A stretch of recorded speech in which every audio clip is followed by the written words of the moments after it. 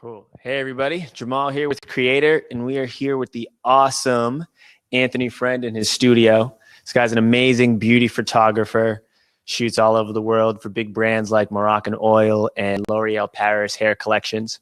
So, Anthony, before we get started, give us a little bit of background about your journey as a photographer. Well, I started as a creative, and I think working with all my clients' material in the photography, I kind of saw where I wanted to add value. The South African market where I started, we shot everything. You know, it was a case of you had to market so small that you shot advertising, beauty, interiors, food, you know. So I found my niche here in New York as beauty. Cool. And then when did you first come to New York, and what was that process like to reestablish yourself as a photographer coming from a whole different market into the biggest market in the world, essentially? Wow, that was hectic.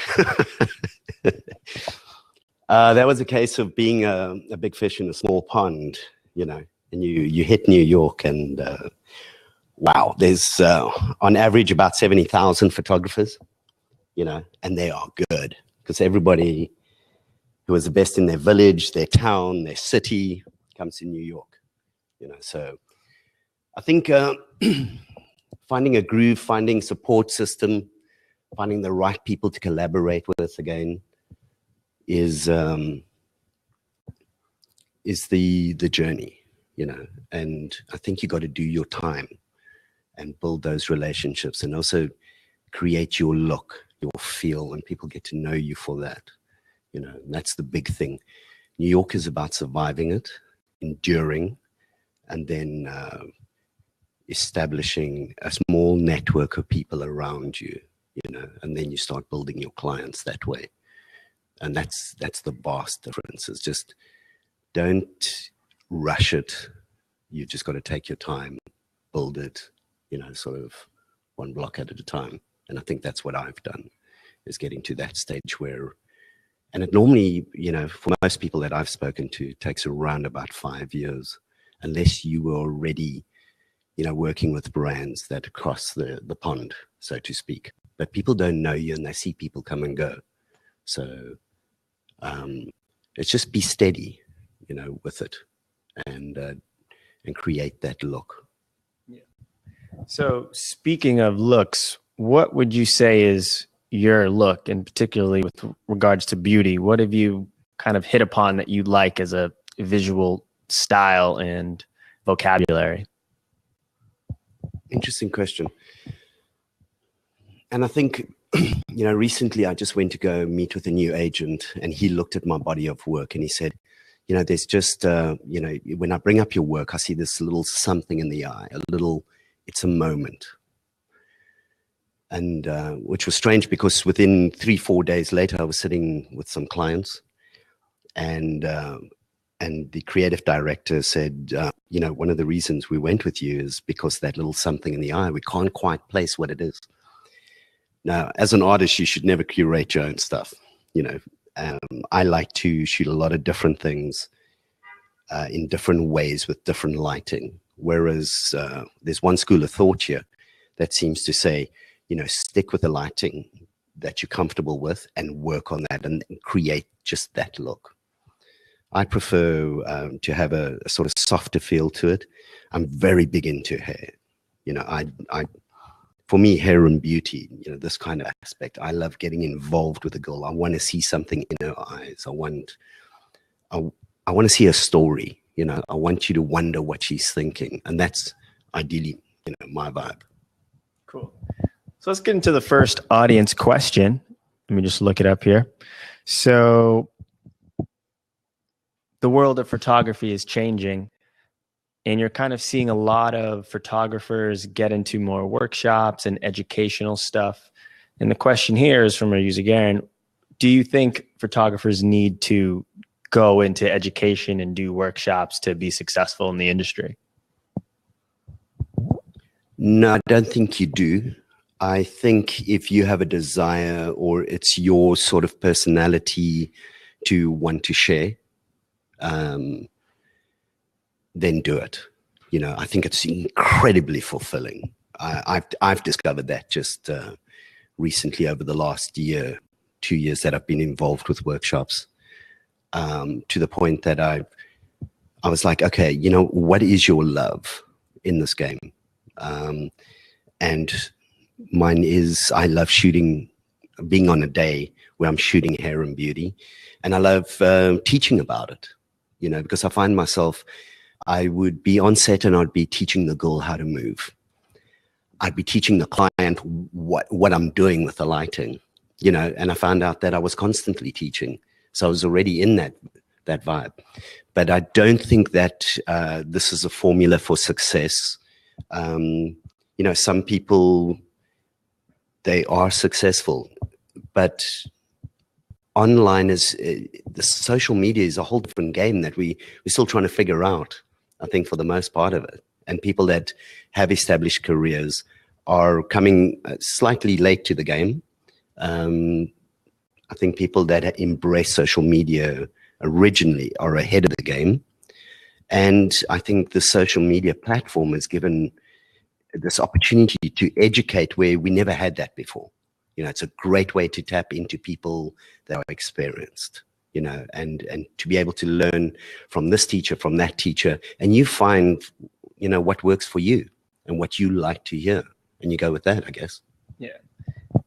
And I would add to that the notion of not necessarily teaching, but it's more about sharing knowledge. And I think that's something that we try to do here at Creator, where it's not necessarily teaching per se, but it's just sharing knowledge and sharing experiences. And speaking of which, you mentioned your whole process of you're teaching the girl the pose and the looks, and you're teaching the client. You actually do some of that with hair brands, specifically Moroccan Oil. Talk about that, because I know that you actually teach their hairstylists about the world of editorial and beauty photography. Talk more about that and what that process is like. Okay. I'm fortunate to be friends with some great hairstylists, editorial hairstylists, and they, when I came to New York, that's sort of where I fell into. It was one of the brands I worked with in South Africa. They used to fly out to shoot with me. When I came to New York, they were very excited because they didn't have to fly their whole team out there.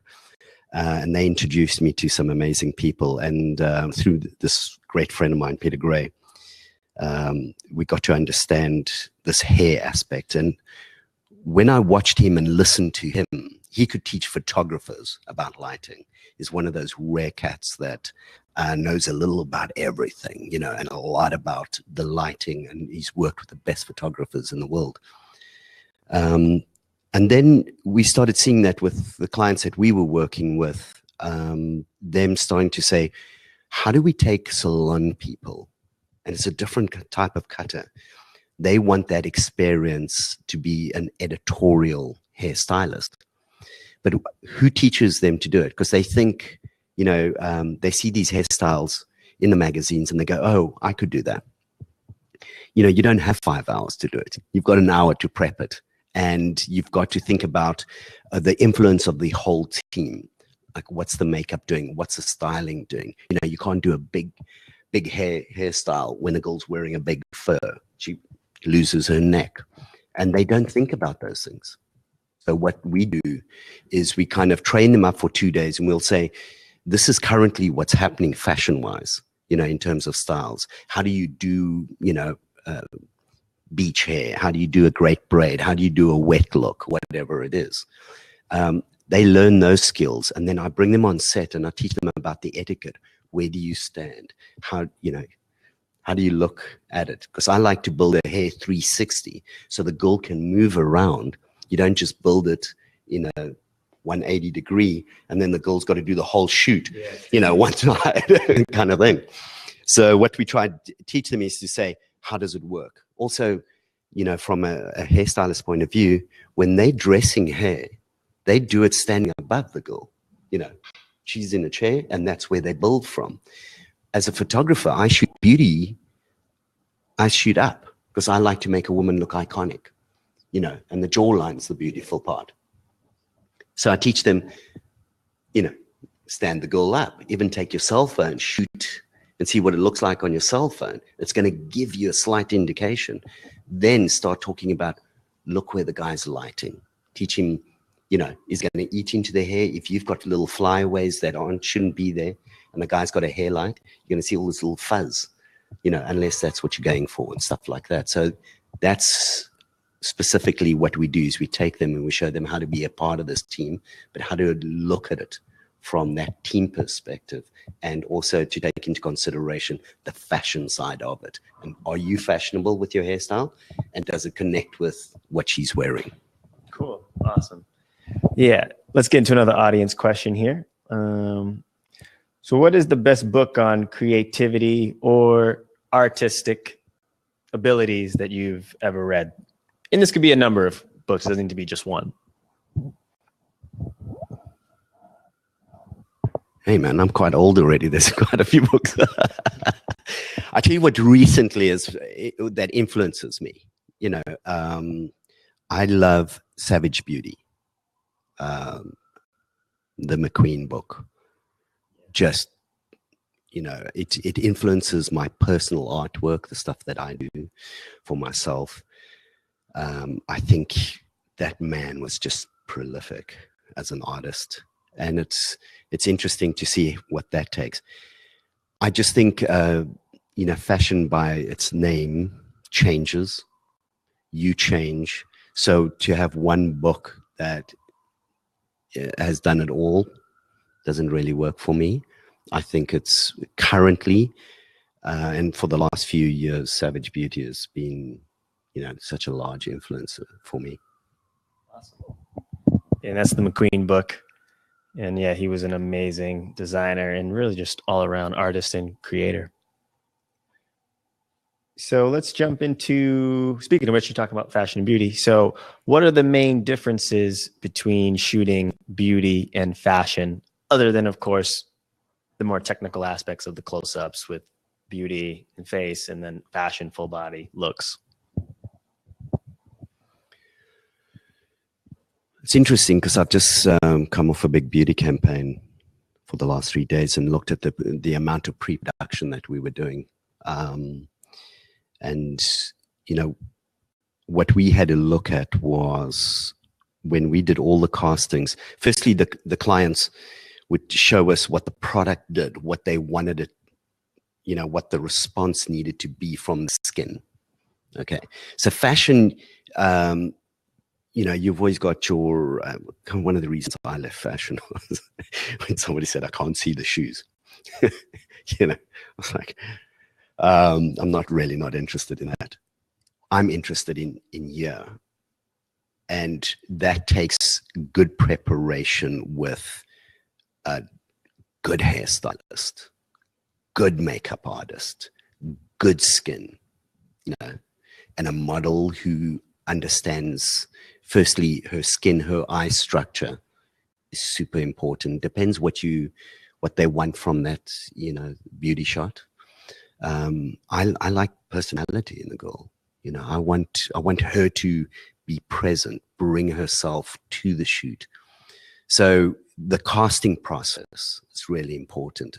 And what I found satisfying with this last campaign is we took the time, and they took the time to explain to me what they wanted from this shoot, in what the light needed to do, because they were going to take, it was a technically difficult shoot for what they wanted, because they wanted it to appear that it was daylight, that we were shooting outdoors.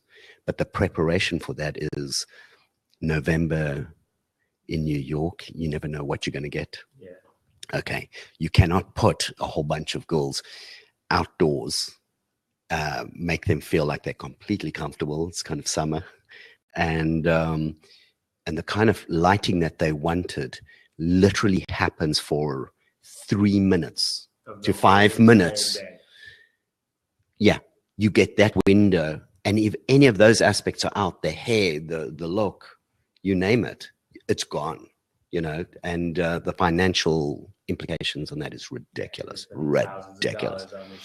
Exactly. So, team for this was 30, 25? well, I mean, we had 25 people on set. You know, you got all the clients, marketing, you name it. So the casting process was very, very critical. The girls walked on set. Skins were fantastic. You know, I'd already interacted with them. I knew exactly what was coming on board, you know, and how we were going to shoot them. So that to me was the critical part of that. Fashion, you look at a girl's book, see how she moves, because you're not that close. You know, if she can work the clothes, it's a different animal, you know. Cool. And let's get into another question here. So you kind of already mentioned that, but I guess touch upon it a little bit more. What specifically do you look for when you're casting, since you just mentioned that, some certain models in the book? Do you ignore all of the fashion looks, or is it just really all of those close-up shots that you mentioned? Very interesting is out of all the girls that we were looking at, in fact, that we booked, there was only one girl out of 6 that had a beauty shot in her book. Okay, and it's something that I try to explain to clients as well, is or even a stylist the other day who wanted a lingerie girl, and I said, look in her book. If she has a minimum of 8 shots in a bikini or lingerie, she's a body girl. She's comfortable. That's who you book. You know, you don't book the person that has 1 bikini shot. That's not the work she does.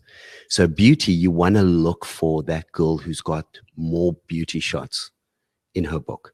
It means there's a reason why people are looking for her. But then at the same time, you know, we did these skin shots yesterday, headshots. And I said to each one of the girls, I said, girls, if you had these shots, raw, beautiful skin in your book, you would get booked for beauty all the time. Now, it looks like a semi-boring shot because it's not major on the eyes or skin, but it's good skin. Okay, hair tied back. It is just that, call it the nude makeup shot. You know, no makeup. All the clients said immediately, that's who we would book. You have that in your book, that's what you book. Because the photographer, the makeup artist, the client can see exactly who you are, what your eyelid structure's like, what your nose structure's like, cheekbones, and skin. Perfect. Awesome. So for you, it's really about almost like a blank canvas, so to speak, so that you know exactly what you're going to get, so you can put out the different looks and style and also the characteristics of the makeup, as well as how the lighting interacts with that. Correct? Correct. You know, the only thing on top of that now is you want the personality. You know, for me, it's the first thing they did, the pre-prod meeting was everybody said, look, we don't want the dead fish look. And that means it's a girl that doesn't interact. But then, you know, one of that is that photographers don't talk to their models. They're so technical that they sit in their bubble, a technical bubble, and expect the girl just to be able to do it. And they forget that most of the time you've got this young child in front of you who is so nervous she can barely breathe, you know, and she's following your direction. So to get her to that state where she starts interacting or she starts bringing a story to her eyes, because beauty is very close up, you know, you can see when somebody's thinking something or whether they're not. And if they emote about it, their micro muscles work, those little micro expressions that make another woman immediately see this emotion, because we're selling an emotion. You know, I want to feel this way when I wear this makeup. If you get that right, everybody interacts with that shot. When a girl's dead in her expression, you just page over. You know, it's just a technical shot. That's all it is. It's got no soul. I want soul.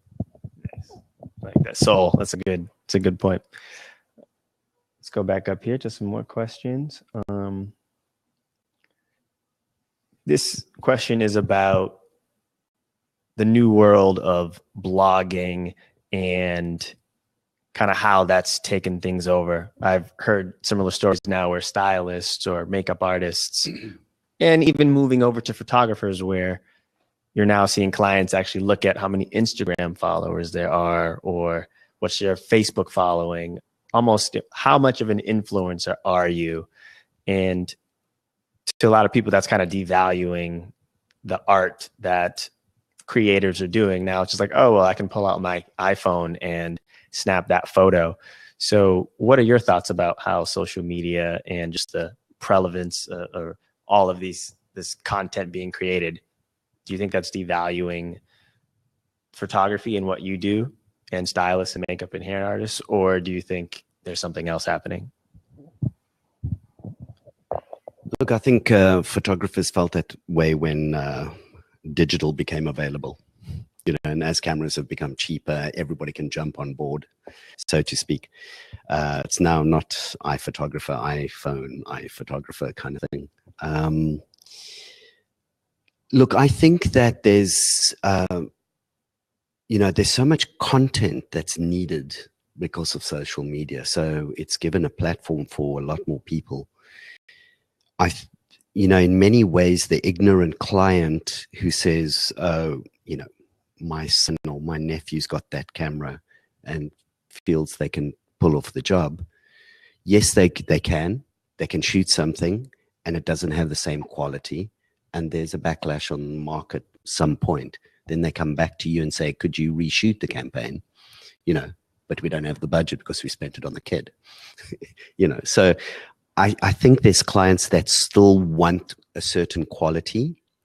However, there are clients that are very savvy and understand, listen, this Instagram marketing. I think the recent case of Burberry doing David Beckham's son, but then I think, what did they have? Something like 40 million hits on all social media platforms. You take somebody like that, you pack them with the top assistants. He's being surrounded with people that kind of make it fail safe. You know what I mean? And they're protecting that. So they're savvy, and yes, there is been a flow through to now makeup artists and stuff like that. I'm hearing from girls that when clients are booking Insta models and the girl rocks up and she ain't the shape that her app has allowed her to be and doesn't know how to present. I think clients need to go out, maybe get bitten. If it's a success for them and they do a successful production, they'll maintain that. I don't think it's going to go away. I think we need to embrace it, understand it, and find our niche, learn how to work with it. I mean, I'm trying. That's the way to go. It's yes, it is devalued, but so what? There's a lot of content out there. You've got to maintain your own standard, and that's the only way you're going to raise above everybody else. Definitely a good point. We've heard similar things said like that from different people, whether it be editors or agents. I think they said there's a lot of content, which means, like you said, there's a lot of opportunities to have you shooting that content. Yes. And creating it. So that makes sense. Okay, it's good to know that. Here we go. Do you find that your images vastly improve when working with the same subject on multiple occasions? Do you feel that the comfort level between the photographer and subject has a major impact in the work?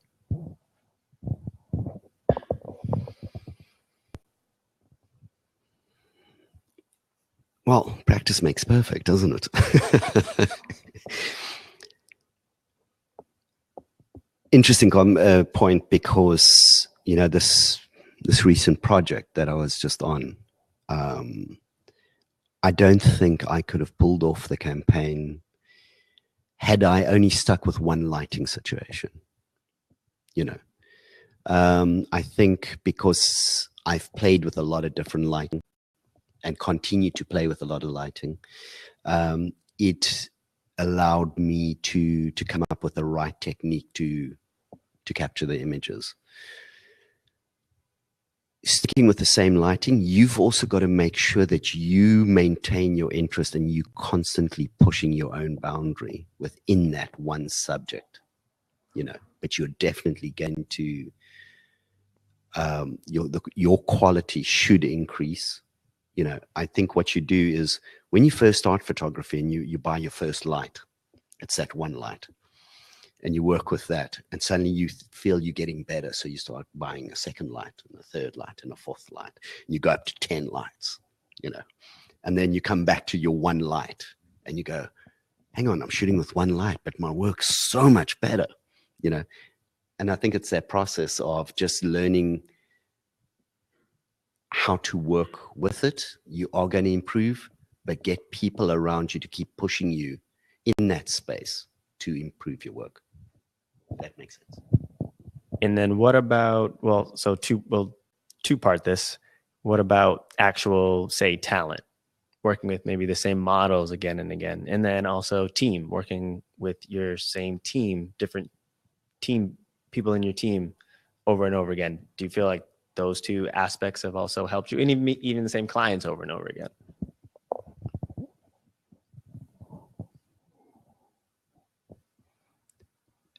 Interesting thing, we all try formulate teams. You want to walk onto a set knowing that my makeup artist is going to do her job or his job. You know, they are good at what they do. Your hairstylist is really good at what they do. And then you can concentrate on being the photographer, you know, and lighting it. If your model is who inspires you continuously, that's fabulous. I think that you cannot use a girl in your book too often. You know, the clients get, your viewers, your clients get bored of the same subject unless you are doing vastly different things, you know, with her. I've worked with a lot of makeup artists and a lot of hairstylists, and my bottom line is, what do you bring to the shoot? What value do you add? You know, remember, it's a team, and I expect you to bring your A game, which moves my A game. That's the important thing. When people come in and you get a little too comfortable, sometimes you dial it in. And that's what you got to be careful. You got to make sure that you're not carrying people.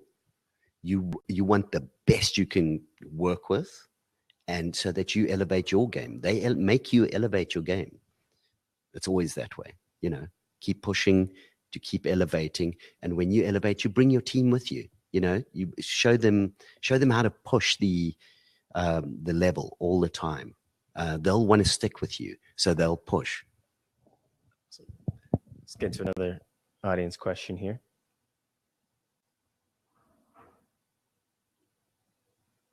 Kind of already said that. Here we go. This is actually to your point. Do you recommend photographers find makeup artists at a similar skill set level to collaborate with them when you're first starting out? Or do you think it should try to be someone better?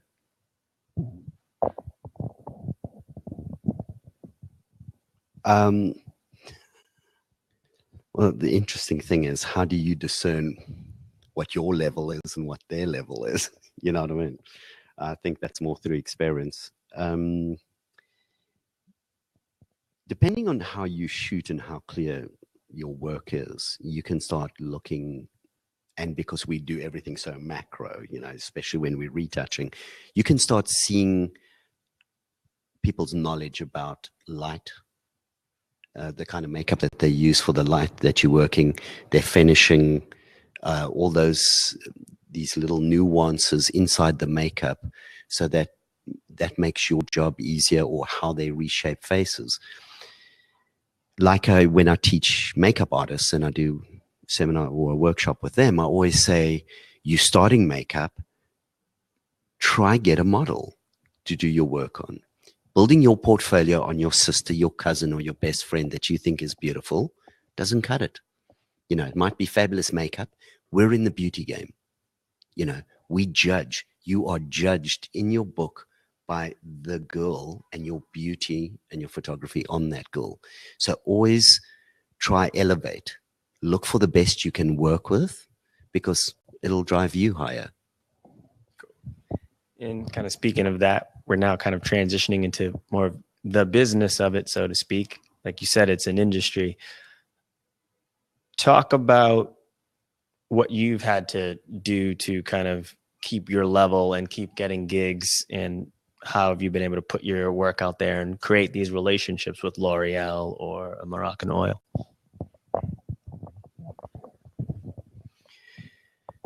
You know, a friend once told me about something called the law of comparison. You know, and that means it's like having a bad cup of coffee and then you have a good cup of coffee and you go, wow, that's a good cup of coffee. You know, you never want to touch a bad cup of coffee again because suddenly you understand that. When you work with a fantastic hairstylist, you just suddenly made aware of all the mistakes that everybody else makes. When you work with a fantastic makeup artist, you then become aware. And then you start going, okay, what's the difference between my work and that person's work that you aspire to? Okay, what is the finishing? What is it about it that differentiate? Now, a lot of people have a certain kind of hazy look at their own work and they think they're fantastic. I mean, I did when before I got to New York. I thought, yeah, I'm quite a good photographer. And then I got here and I was like, damn, these guys are good. You know, and that's your average guy. They're going to throw it down. So how do you strive to get ahead? By being consistent, doing something consistent, you know, and keep raising your level. If you, people around you are watching you, especially on social media, okay? When you start hitting out beautiful shot after beautiful shot, it doesn't have to be complicated. It's just got to be elegant. It's got to be consistent. Then suddenly they're sending you a note, I'd love to work with you, you know, and then you can start going, have a look at their work. What will they bring? What's their quality? What's their finishing? Who are they working with? All right. Because that's what it becomes. It's kind of saying, you know, the quality of your friends. Show me who you are. Tell you, you know, I'll see your friends and I'll tell you who you are. It's the same thing by the quality of the work that you're doing. It's present simple quality finishing. Most people like, when they get into makeup, they like to put as much color into faces. People look like peacocks, you know. That's not the real world out here. In the work that we do is all about consistency, clean skins, nuance, you know. Even my bright and colorful stuff, most of the agents are like, that's great, you can do it, the world loves it, but the professional society, you know, it's not the thing. So keep presenting just good, clean work consistently. And then clients start saying, okay, I understand your style. That's what I want to be involved with. And that's where you start getting booked over and over. Cool. Let's see what else we have for questions here. This is kind of an easy one. Forgive me. Do you use a monopod or tripod when shooting people? Why or why not? You know, I'm my favorite big monopod at the back. I get frustrated, you know, because I start looking for an angle. For me, I start what I call hunting for the shot. So I start off on a monopod and then I find myself ripping the camera off and really going after it. It's funny because the last 3 days I was strictly on monopod because shooting with HMI's daylight, you couldn't afford any camera shake. You wanted consistency. So it was a very controlled shoot. Depending on what style of your beauty that you're shooting, you know, are you shooting editorial, loose beauty editorial, or are you shooting commercial campaign stuff where it's got to be consistent and lock it down? That's what you've got to watch out for. So, you know, most of the time I like to work on a tripod because I use longer, bigger lenses, and you get a little tired, you know. Perfect. Let's see if we have a question here. Which of your mentors made the single greatest impression on you and why?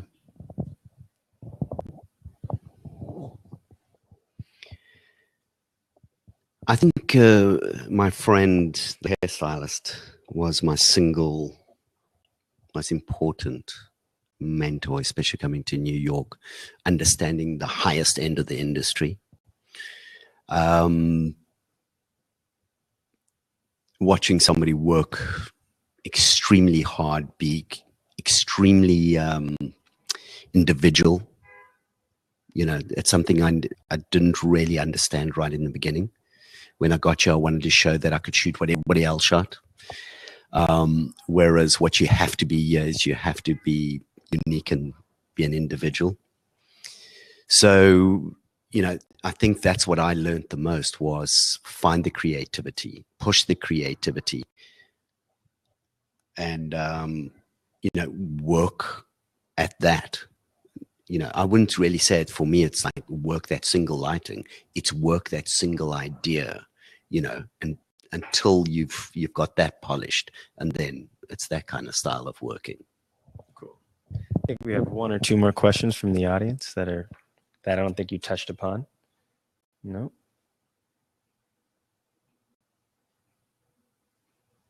This is an interesting business question. Let's say your sales are down in a given month and you don't have an agent. What would be the one thing that you would try to do to bring in a new client or a new job, if there is such a thing? Okay. Yeah, it's interesting because I don't do business like that. I sort of run like I've been really blessed, you know, from the beginning of my career. And in New York, I didn't really, I've really been blessed on projects that hold me for a while, and I don't live, you know, I don't carry massive overheads anymore. I used to have the big studios, all the assistants and stuff like that. So you could say, oh, I'm down this month, so now I need to really push ahead. You know, you've got to be seen by your clients. You've got to be remembered by your clients. So if you're talking about how your sales down, market to them, remind them that you're shooting some beautiful stuff. Out of sight is out of mind. There's so much happening in our days. We are hammered by so much visual and so much information that you've got to be amongst that, I would believe, for your clients, to remind them that you are there. You're doing some amazing stuff. You are shifting, you're changing and stuff like that. So continue to create content and make sure that your clients are seeing it. That makes total sense, because the people who might hire you need to know that you're doing work that they may want to hire you for. Exactly. So I kind of think that's most of the questions here. So I guess one or two more questions that I might have for you is, if somebody goes to your Instagram and your website, you've started to push into more artwork, actually, stuff for self-expression, more personal projects. I know that was something that you actually didn't do for a long time. Talk about what made you want to jump into doing personal projects and actual art and shooting, just for enjoyment and, you know, the pursuit of artistic worth.